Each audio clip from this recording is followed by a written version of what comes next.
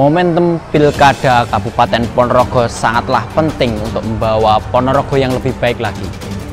Kita sebagai generasi muda pelajar Ponorogo harus cerdas dalam berpolitik. Bagaimana dalam menyikapi, dalam mengetahui program-program para calon, dan bagaimana kita beretika dan bagaimana kita terjun politik secara moralitas. Untuk itu, saya akan mewawancarai beberapa narasumber yang terkait dalam lingkaran politik di Ponorogo ini. Oke, mari ikuti saya.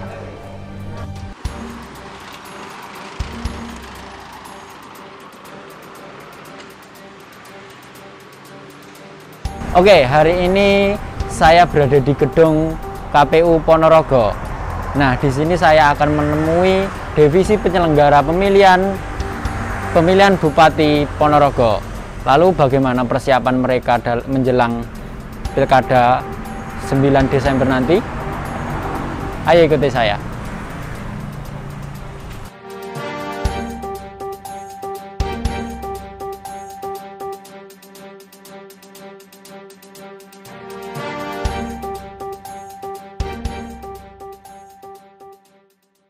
Assalamualaikum Pak. Salam warahmatullahi wabarakatuh.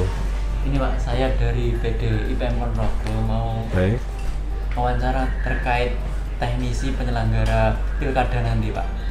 Jadi bagaimana persiapan Bapak, sudah sampai mana persiapan Bapak terkait pilkada menjelang 9 Desember nanti Pak? Ya baik, per 30 November ini untuk persiapan dari segi logistik ini adalah barang-barang yang ada nanti di TPS ya, peralatan itu ini sudah kita packing di gudang. Sebentar lagi di tanggal 5-7 kita kirim ke kecamatan, di tanggal 7 malam sudah bisa kirim ke desa, di tanggal 8 sudah bisa sampai di TPS. Jadi sebelum pemungutan 1 hari sudah sampai di TPS logistik pemilihan ini. Jadi sudah persiapan sudah alhamdulillah. Kalau untuk teknisi nanti untuk tahapan-tahapan penyelenggaraan nanti ya, gimana Pak? Baik. Ini kan berbeda dengan pilkada ya. Baik, jadi begini, bahwa di pemilihan ini ada beberapa hal yang baru ya. Satu, kita pemilihan di masa pandemi ya. Di masa pandemi ini artinya bahwa kita harus mentaati protokol kesehatan ya. Satu, bahwa seluruh baik petugas maupun pemilih, saksi ataupun nanti pengawas harus memakai alat pelindung diri ya. Terus TPS-nya nanti kita semprot disinfektan secara rutin, baik sejak proses awal, di tengah-tengah maupun di akhir, ataupun nanti di sela-sela proses pemungutan atau penghitungan. Terus nanti pemilih harus cuci tangan, terus kita cek suhu tubuhnya, terus nanti harus pakai sarung tangan ketika memilih ya. Terus nanti setelah itu ketika ada namanya C pemberitahuan, namanya C6 ya, surat pemberitahuan untuk memilih, itu kita atur jadwal waktunya kedatangannya ya. Jadi kita harap pemilih ini tidak ada kerumunan di TPS. Jadi begitu. Jadi setelah mencoblos itu langsung dianjurkan? Iya, dianjurkan pulang. Jadi misalkan ada pemilih yang masih berkerumun, nanti petugas ketertiban akan ya istilahnya mempersilahkan untuk segera meninggalkan TPS karena di masa pandemi ini gitu ya. Kalau ini Pak, mungkin dari KPU sendiri untuk pelajar sebagai pemilih pemula itu gimana Pak? Baik, satu, bahwa kepada kawan-kawan pemilih pemula, satu, bahwa kenali calonmu lewat profilnya, mungkin bisa dilihat di webnya KPU atau nanti lihat kita kan di tanggal 4 ini ada debat terakhir ya, bisa didalami dari situ. Kemudian nanti kepada kawan-kawan pemilih pemula ya, pilihlah sesuai dengan apa yang diinginkan, dalam arti ya sesuai dengan keyakinan masing-masing, dalam arti mana calon yang terbaik bagi kawan-kawan, dan jangan golput ya, karena ini proses ini adalah penting bagi proses menjaga NKRI, salah satunya melalui demokrasi. Salah satu wujud demokrasi adalah pemilihan langsung ini. Terima kasih Pak untuk waktunya. Ya, itu teman-teman dari KPU.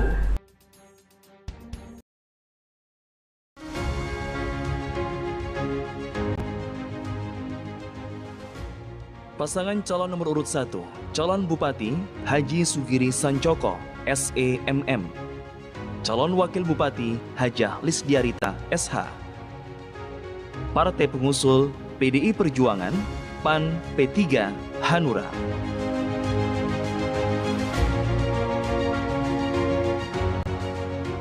Pasangan calon nomor urut 2, calon Bupati Dr. Andes Haji Ipong Mukhlisoni. Calon Wakil Bupati Bambang Triwahono SHMM. Partai pengusul Nasdem, PKB, Gerindra, Demokrat, Golkar, PKS.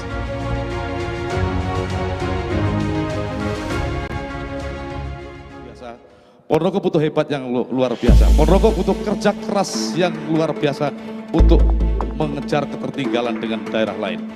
Kami meyakini dengan potensi alam yang luar biasa di Ponorogo, dengan potensi SDM yang luar biasa di Ponorogo, kami mampu 5 tahun ke depan mengubah Ponorogo menjadi lebih hebat, lebih baik, dan lebih bermartabat, menjadi kota Baldatun Thayyibatun Warabun Gofil. Pak, Assalamualaikum. Salam. Selamat pagi. Pagi. Apa kabar, Pak? Ya, baik kabarnya.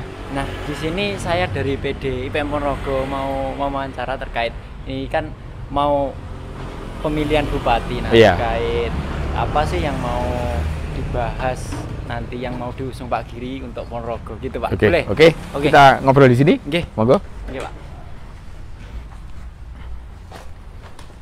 Iya, Pak. Ya, bagaimana? Ini kan memang Ponorogo itu mempunyai problematika dan permasalahan. Nah, di sini Pak Giri itu program-programnya untuk membawa Ponorogo lebih baik itu apa, Pak? Ya, jadi gini.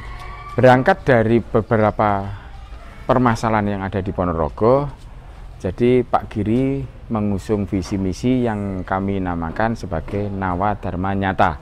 Jadi ada 9 program yang akan diusung Pak Giri. Itu nanti salah satunya program prioritas di bidang pertanian. Jadi pertanian, karena di Ponorogo ini hampir 90% penduduknya itu merupakan petani. Ya, jadi ada yang guru, namun kan bapak ibunya juga petani, ya kan? Ada yang jadi polisi, tapi bapak ibunya petani. Berangkat dari situlah Pak Giri mengusung program prioritas bernama Pertanian Hebat, di mana di dalam pertanian Ponorogo itu ada beberapa problematika yang menghampiri. Satu, pupuk. Sampai sekarang ini petani-petani itu menjerit, tidak ada pupuk. Pupuk bersubsidi sudah hilang, tidak ada. Kalaupun ada, pembagiannya tidak merata. Adanya pupuk non subsidi. Berangkat dari situlah pemerintah harus hadir. Itu yang Pak Giri canangkan di Pertanian Hebat. Yang kedua, Itu, Pak, Ponorogo yang itu seperti pertanian itu bagaimana Pak Giri untuk hadir di ya, jadi gini. Ada sekitar 2000 sawah di Ponorogo, 2000 hektar sawah di Ponorogo itu merupakan sawah data hujan.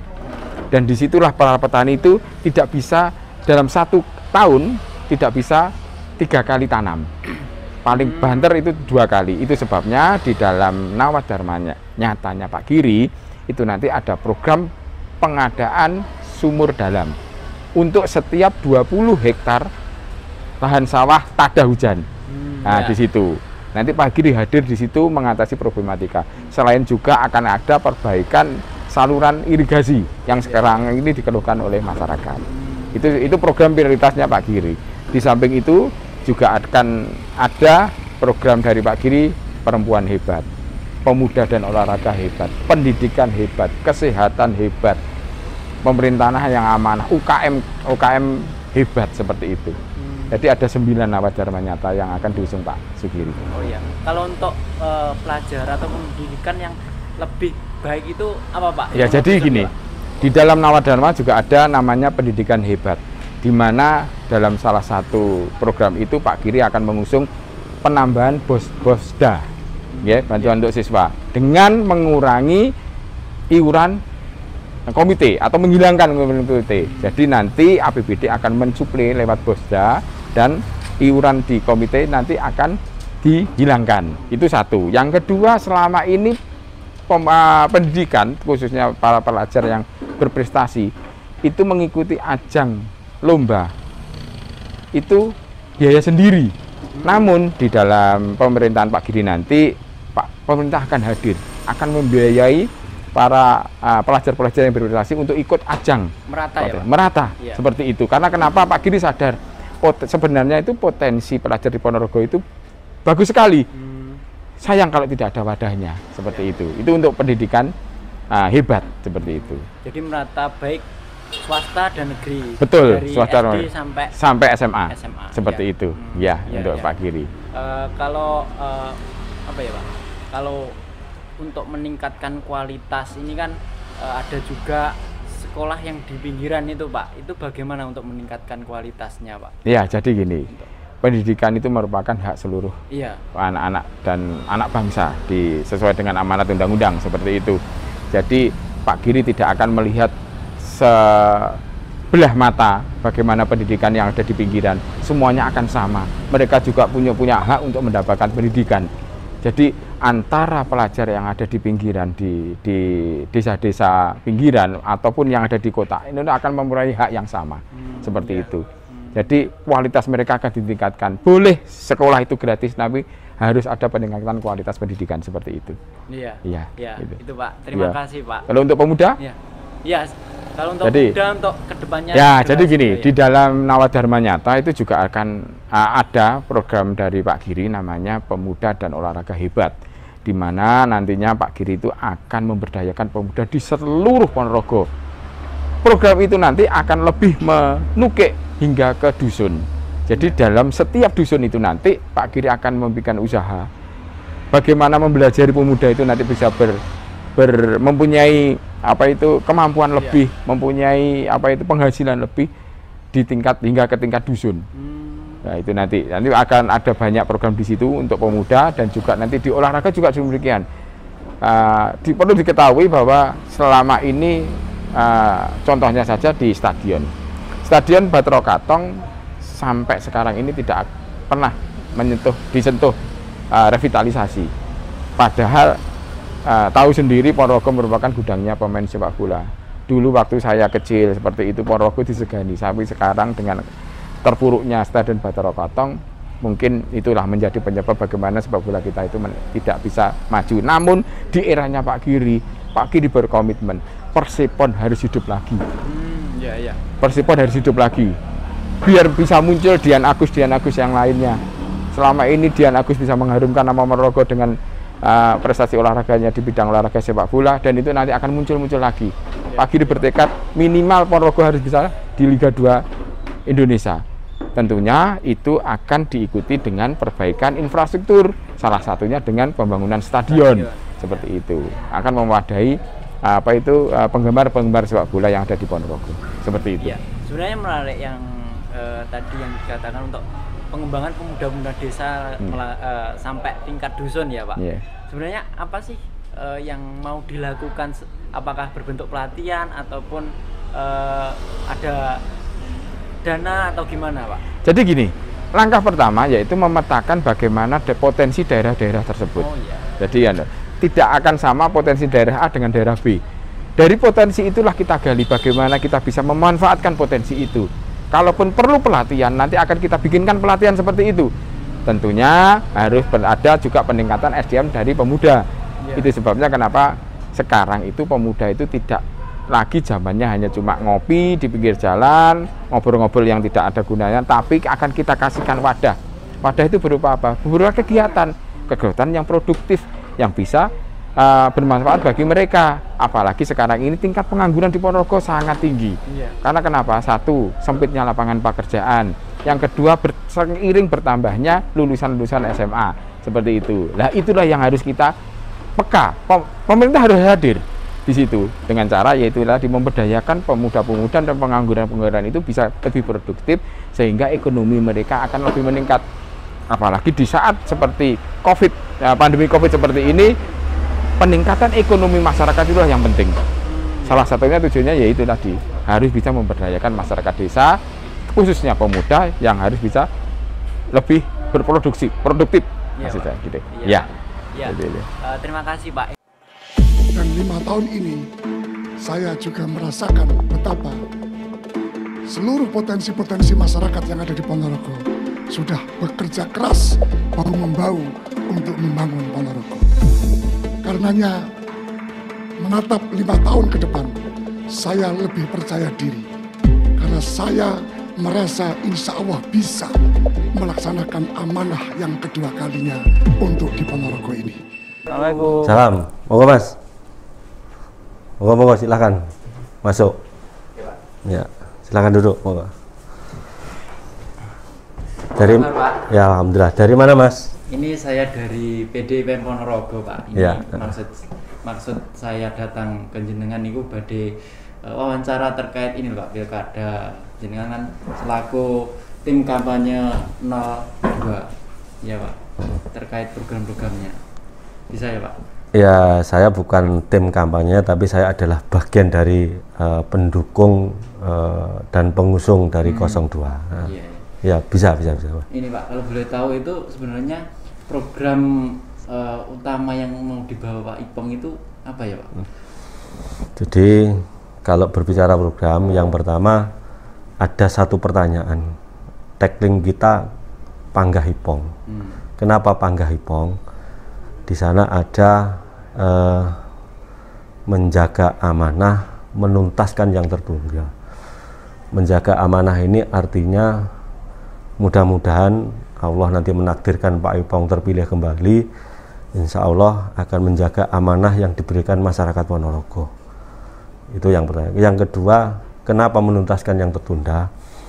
Harus kita akui, memang di periode pertama Pak Ipong ini masih ada program-program yang belum terselesaikan. Ini adalah target yang akan diselesaikan oleh Pak Ipong untuk periode kedua, terutama terkait dengan infrastruktur. Jadi infrastruktur ini sampai hari ini menurut data kita, jalan yang baik ini baru 82%. Artinya masih ada 18% yang belum dituntaskan. Tentu ada beberapa kegiatan di sektor yang lain selama 4 atau 5 tahun terakhir ini memang belum terselesaikan. Inilah kenapa Panggah Ipong. Pertanyaannya, apa sih sebetulnya program-program yang ditawarkan Pak Ipong ini? Nah, begitu. Jadi tentu akan meneruskan program yang sudah baik. Tapi setidaknya yang akan dilaksanakan Pak Ipong nanti setelah terpilih kembali itu ada 10 program andalan. Apa itu? Yang pertama, nanti ketika Pak Ipong sudah terpilih kembali, satu adalah memberikan bantuan kepada seluruh kelompok dasawisma sebesar antara 1 sampai 3 juta per kelompok dasawisma per tahun. Itu untuk meningkatkan desa-desa atau gimana Pak? Dasawisma ini kan adanya di lingkungan masing-masing. Iya. Jadi terutama ibu-ibu ini dalam rangka meningkatkan ketahanan pangan, ketahanan ibu-ibu, ketahanan keluarga. Itu yang pertama. Yang kedua, Pak Ipong mempunyai program memberikan bantuan operasional kepada seluruh lembaga RT yang ada di Ponorogo sebesar antara 2 sampai 5 juta per tahun. Itu untuk membangun RT atau memang gimana Pak? Jadi bahasanya operasional RT. Artinya operasional RT itu monggo tergantung masing-masing RT. Yang selama ini tidak kita pungkiri, ada beberapa kelompok masyarakat atau di lingkungan RT itu yang sudah mempunyai kesadaran untuk membangun lingkungannya dengan iuran. Tetapi juga tidak sedikit kelompok masyarakat di lingkungan itu memang bukan tidak sadar, tapi karena faktor kemampuan ekonominya yang tidak memungkinkan untuk berkontribusi untuk membangun lingkungan. Nah, makanya Pak Ipong mempunyai program akan memberikan bantuan operasional kepada masing-masing RT antara 2 sampai 5 juta per tahun. Per tahun. Nah, per menyeluruh tahun. Ya? Menyeluruh seluruh RT. Yang ketiga, ini yang selama ini belum pernah diprogramkan oleh siapapun. Itu akan menyediakan beasiswa antara 5 sampai 10 miliar setahun bagi pelajar mahasiswa berprestasi atau dengan kriteria lainnya. Artinya prestasi akademik ini menjadi tolak ukur pertama. Kenapa di sana disebutkan kriteria lainnya itu? Mungkin ada keluarga miskin yang prestasinya mungkin bukan dalam bidang akademik tapi punya prestasi lain. Nah, ini yang barangkali memang harus disampaikan kepada masyarakat kita, kepada adik-adik kita, kepada anak-anak kita. Insya Allah akan kita programkan untuk beasiswa antara 5 sampai 10 miliar per tahun. Itu segmennya kan Pak? SD sampai SMA atau memang hanya SMA atau mungkin pelajar atau mahasiswa. Iya. Jadi perguruan tinggi juga. Iya, mahasiswa otomatis perguruan tinggi. Iya. Mas. Nah, itu yang ketiga.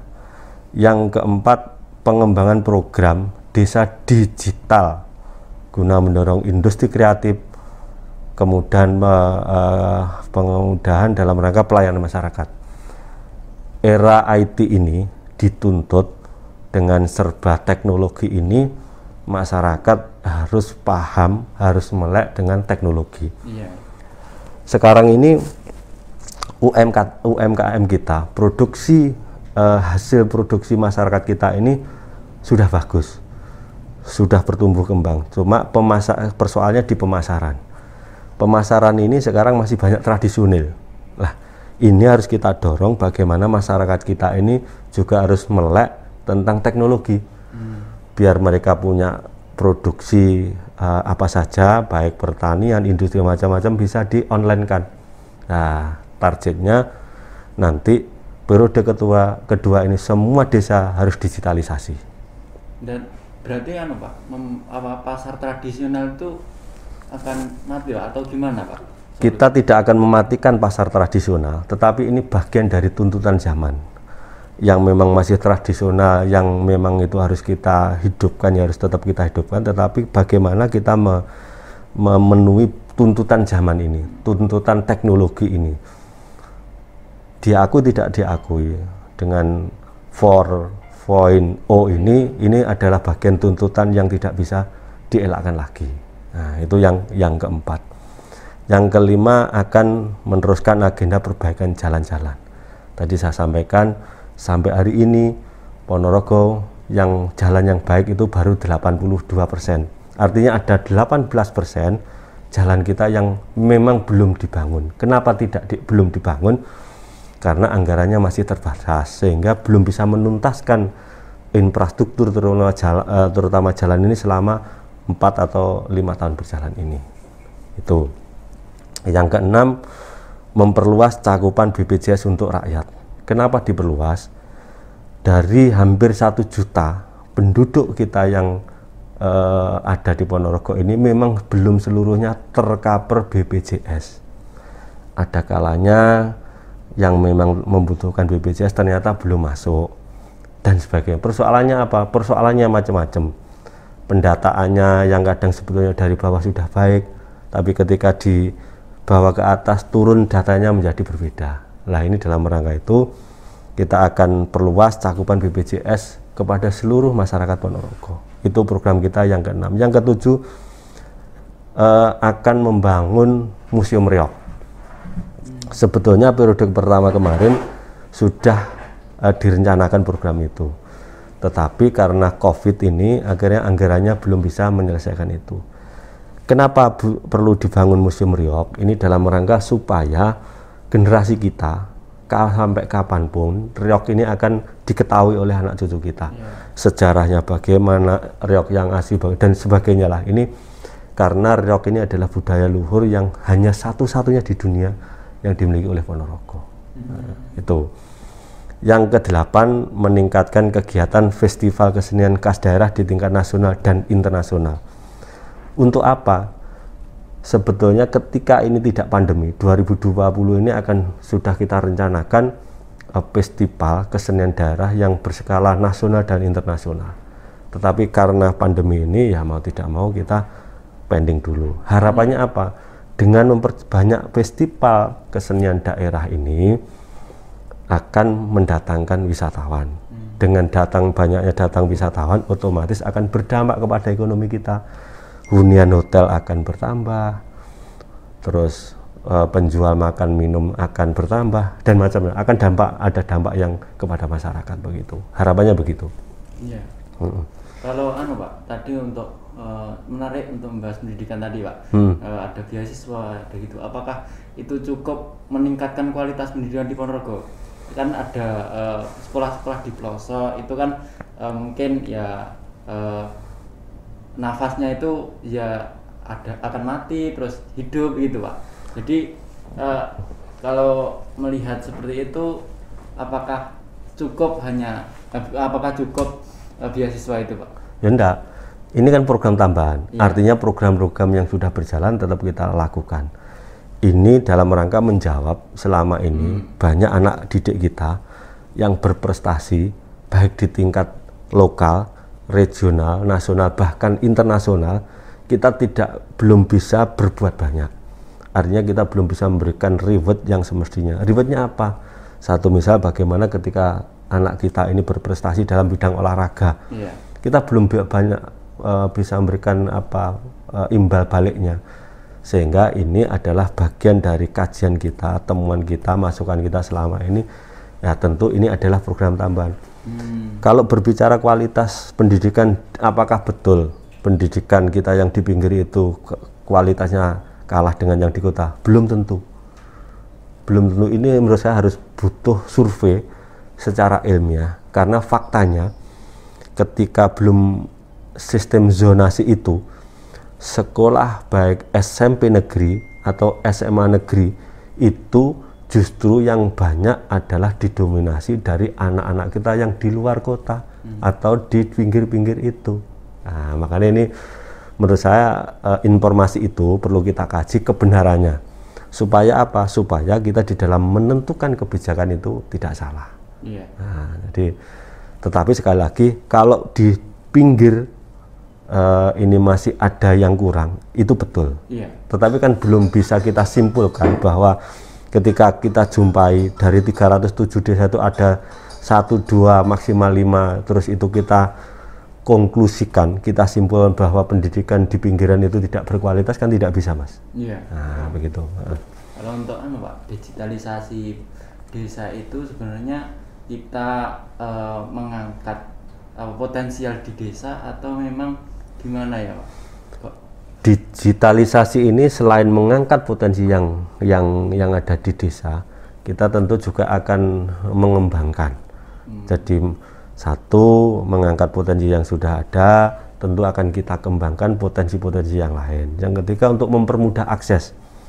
Jadi satu misal di beberapa desa, ketika kita turun di desa itu sebenarnya sudah banyak anak-anak muda kita, kelompok-kelompok itu yang sudah punya produksi macam-macam. Ada yang bidang jamu, ada yang bidang fashion, yang macam-macam. Nah, mereka ini ternyata pemasarannya sudah kemana-mana, sudah keluar Ponorogo, bahkan keluar provinsi dan macam-macam. Nah, ini yang kita dorong, bagaimana supaya anak-anak ini atau warga desa yang sudah berpotensi ini supaya kita fasilitasi lebih mudah.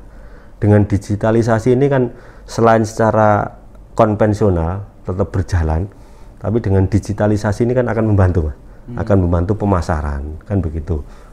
Kalau sistem secara sistemnya digitalisasi yang akan dibantu oleh 02 ini apa ya Pak?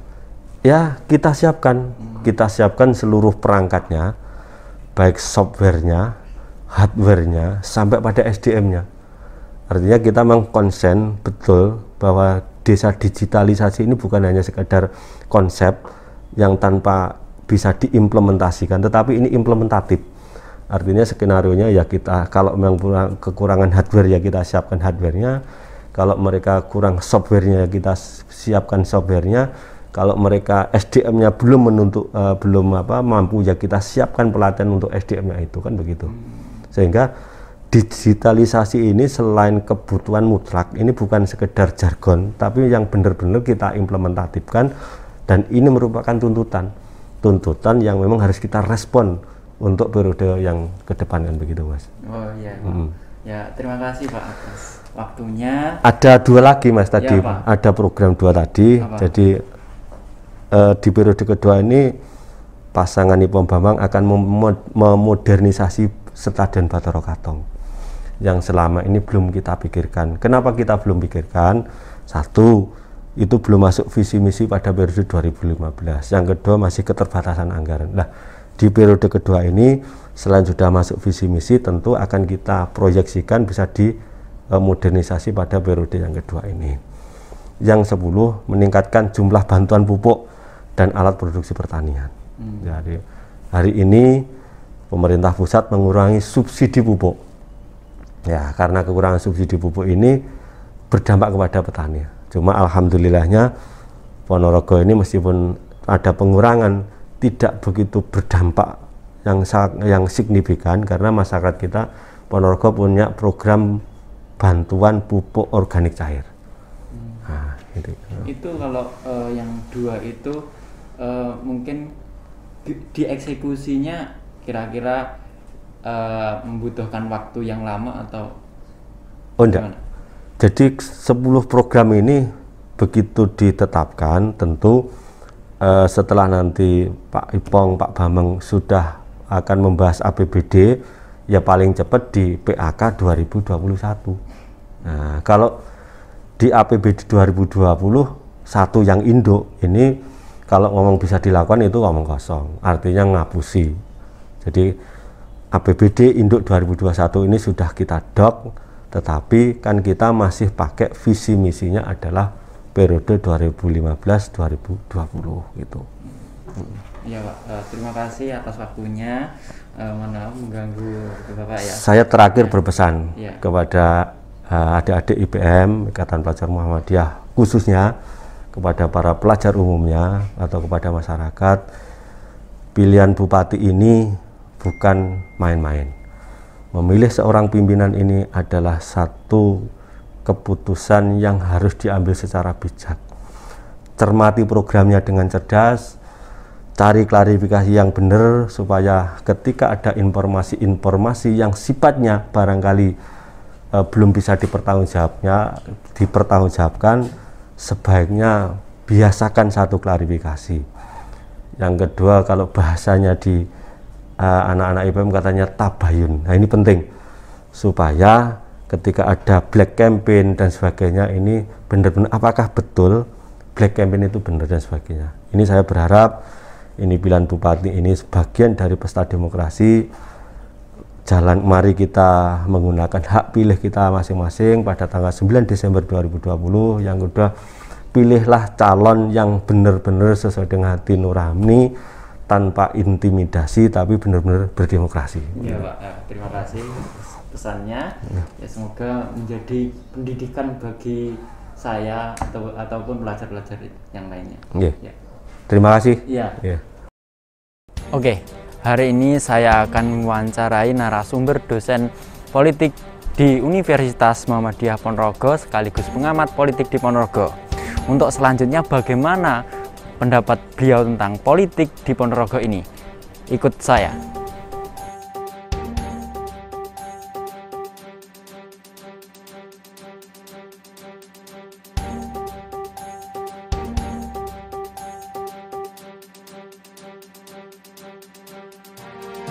Assalamualaikum Pak. Waalaikumsalam warahmatullahi wabarakatuh. Ya Pak, ini saya dari PDIP Ponorogo menanyakan terkait kondisi di Ponorogo, apalagi ini kan tahun-tahun politik. Ya. Nah, saya mau menanyakan tentang bagaimana sih Pak Bapak memandang politik khususnya di Ponorogo ini? Ya, jadi kalau kita bicara tentang politik Ponorogo hari ini, sebetulnya tidak lepas dari situasi politik nasional ya, di mana perkembangan demokrasi kita itu tidak mengarah kepada demokrasi yang substantif, demokrasi yang penuh dengan etika dan nilai-nilai ya, tetapi demokrasi kita terperangkap di dalam praktek formalitas demokrasi. Itu pertama. Yang kedua, sudah prakteknya sangat formalitas, kalau tidak salah mungkin hitungannya ya 2-3 tahun terakhir ini itu dipenuhi dengan maraknya apa yang disebut dengan munculnya para demagog gitu ya.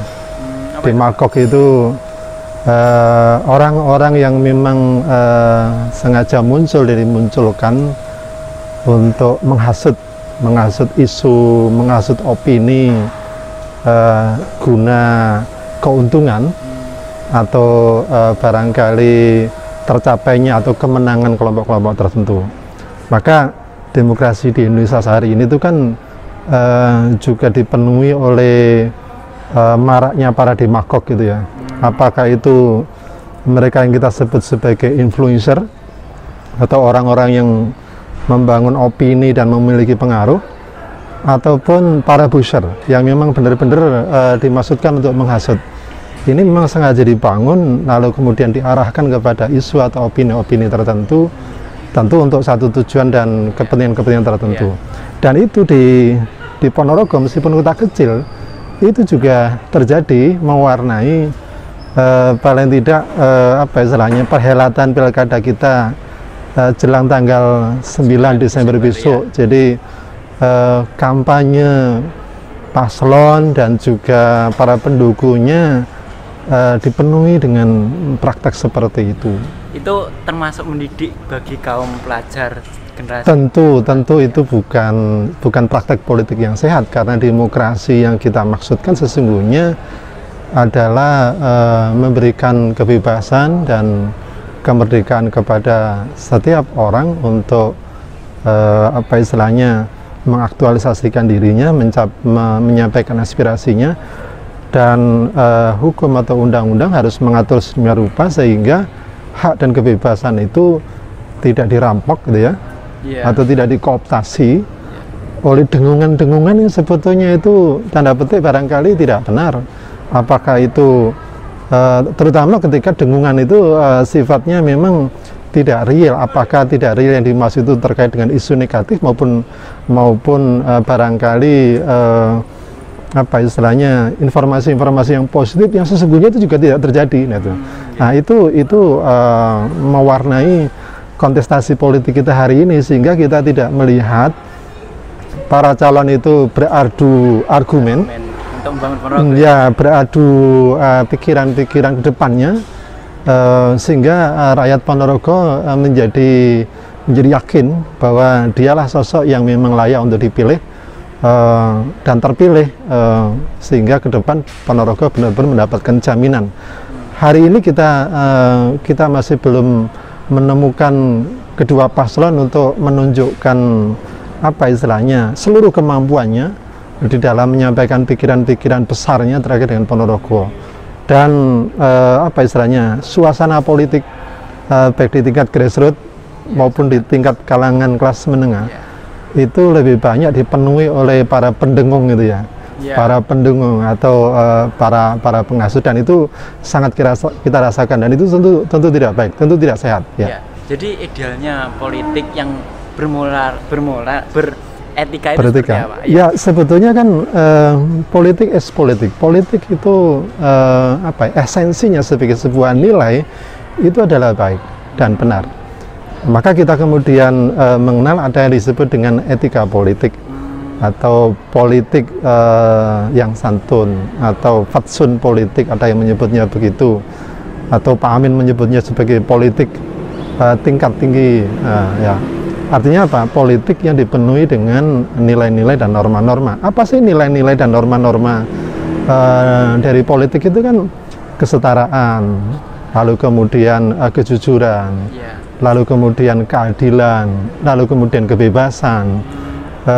Itu adalah kemudian responsibility, tanggung jawab.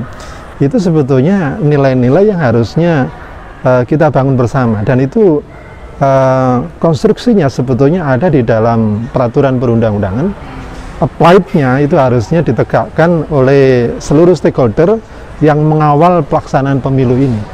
Nah, cuman masalahnya kadang-kadang nilai-nilai itu yang sudah dituangkan dalam peraturan perundang-undangan yang harusnya dikawal oleh stakeholder pengawal, sebut saja dalam hal ini adalah undang-undang pemilu dengan seluruh instrumen aturannya, kadang-kadang mereka juga bias bias di dalam memerankan diri sehingga kadang tidak tegas ya. Untuk menjaga nilai-nilai tadi, karena kadang-kadang juga tarik-menarik kekuatan politik. Kadang ini saya lakukan untung atau tidak untung, ini saya lakukan nanti maaf saya tereliminasi atau tidak, atau mungkin kalau ini saya lakukan nanti jangan-jangan gitu. Ya tersingkirkan. Nah, jadi praktek politik kita dipenuhi dengan hal seperti itu. Harusnya memang demokrasi itu real, menjaga semuanya itu harusnya seperti itu. Kalau tantangan seperti itu, Pak, apakah golput itu menjadi solusi bagi sekarang ini, Pak?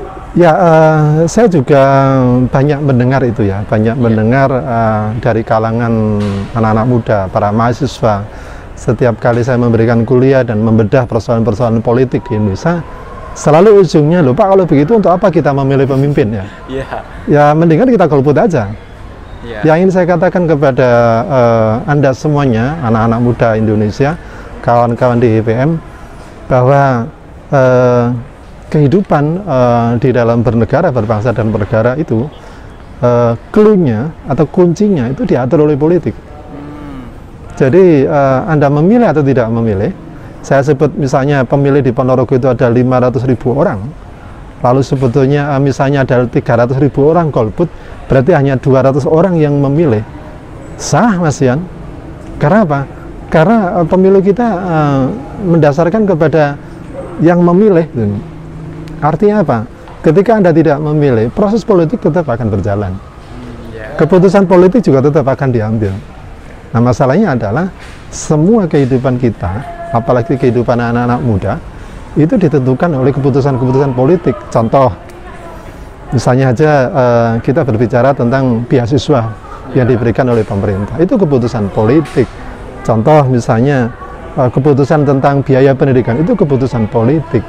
Contoh, belum lagi nanti instrumen-instrumen yang akan dijadikan oleh anak muda atau mahasiswa untuk memperkaya bidang keilmuannya, yang menggunakan fasilitas publik, fasilitas pemerintah, semuanya keputusan politik.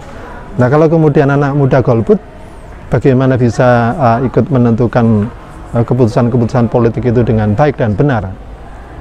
Memang seperti buah si malakama, memilih kondisinya sangat tidak ideal dan mungkin menjenuhkan, bahkan menjengkelkan. Tidak memilih, proses politik tetap akan jalan. Tapi saya sebagai seseorang yang sudah lebih dulu dari adik-adik semuanya, saya menyarankan ambillah peran politik itu. Lalu kemudian caranya adalah tingkatkan dan perluas wawasan dan pengetahuan Anda tentang politik, sehingga Anda bisa memberikan kontrol, Anda bisa memberikan kritik, atau mungkin setidaknya Anda bisa mendidik orang-orang di sekitar kita semuanya agar mereka tidak terjebak di dalam praktek-praktek politik yang tanda petik bisa menghancurkan atau membusukkan politik atau demokrasi itu sendiri. Contoh misalnya, praktek politik yang hari ini marak adalah politik uang. Lazim dan sudah kita dengar secara umum atau publik bahwa setiap kali ada hajatan dan perhelatan seperti, pasti yang ditunggu adalah ada enggak uangnya, kan itu? Apakah itu oleh masyarakat awam, termasuk oleh mereka-mereka yang dalam tanda petik berpendidikan, tak terkecuali mahasiswa, sering berpikir dan bertanya begitu. Itu dibenarkan atau gimana ya? Secara hukum tidak dibenarkan, artinya secara peraturan perundang-undangan tidak ada pasal yang membenarkan itu. Secara syar'i agama jelas, kalau seorang ustadz mengatakan itu bukan hanya haram tapi dilaknat gitu. Itu kan jauh lebih menakutkan kan, dilaknat, baik yang memberi maupun yang menerima. Secara sosial itu juga bukan nilai yang sesungguhnya dianut oleh masyarakat kita. Apalagi secara politik, benar-benar itu menghancurkan. Mengapa saya katakan menghancurkan?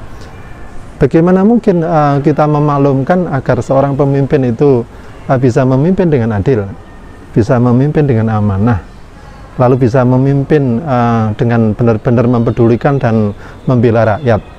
Sementara sang pemimpin tadi itu menghabiskan uang yang berpuluh-puluh miliar untuk memenangkan kontestasi. Artinya apa? Politik uang sebetulnya tanpa sengaja adalah proses pemakluman yang dilakukan oleh para pemilih agar mereka korup gitu loh. Dan itu logikanya apa istilahnya tidak terlalu rumit gitu. Karena gaji seorang bupati dengan seluruh fasilitasnya sampai nanti dia misalnya menyelesaikan masa jabatan itu tidak lebih dari angka 3-5 miliar. Sementara mereka jadi bupati, menurut KPK ya, informasi KPK terbaru itu rata-rata habis 100 miliar. Nah, kalau dia hanya menerima yang sah itu cuma 5 miliar, habisnya sampai 100 miliar. Bagaimana mereka bisa mengembalikan uang yang 95 miliar yang sudah dihabiskan untuk kontestasi pemilu itu? Ini kan berarti kita memalumkan para pemimpin itu untuk korup kan? Iya Pak. Terima kasih Pak atas penjabarannya. Semoga nanti teman-teman bisa tercerahkan oleh jabarannya Bapak, penjelasannya Bapak. Ya, terima kasih. Ya, jadi closing saya, jangan golput. Ya. Mari kita perluas wawasan politik kita agar kita bisa membuat keputusan-keputusan politik dengan benar. Terima kasih, sukses untuk anak-anak muda Indonesia, khususnya IPM. Assalamualaikum warahmatullahi wabarakatuh.